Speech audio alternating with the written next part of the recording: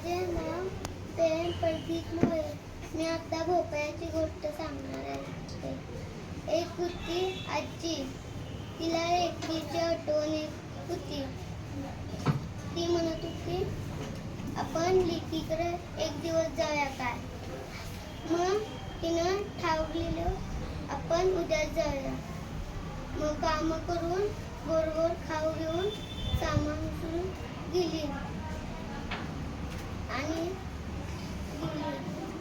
मग तिला एक चंगळ लागलं. मग ती हळू निघाली. मग वाटे वाघ दिसला.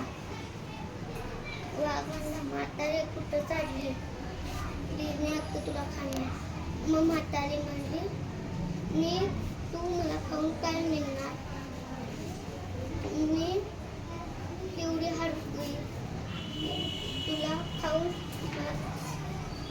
खाऊन काय मिळणार. मग वाघ म्हणला, जाऊ दे, ती तेवढी हडकुळी.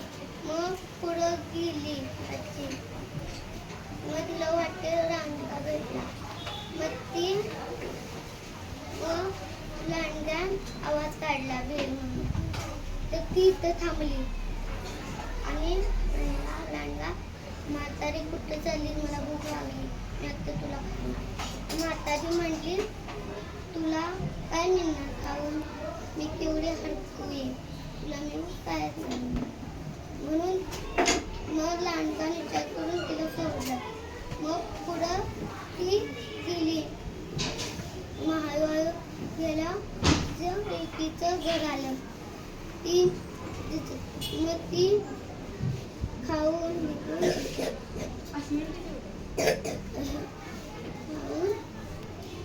चांगली जाडजूड होऊन निघाली. मग सांगितलं, मला वाघ आणि लांडगा खायचे पेट आले.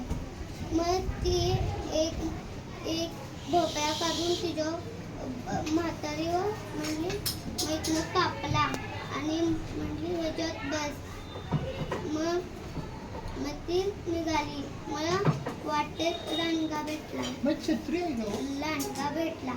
मग लांडगा म्हणला, ए भोपळ्या, तू म्हातारीला बघितलंस का.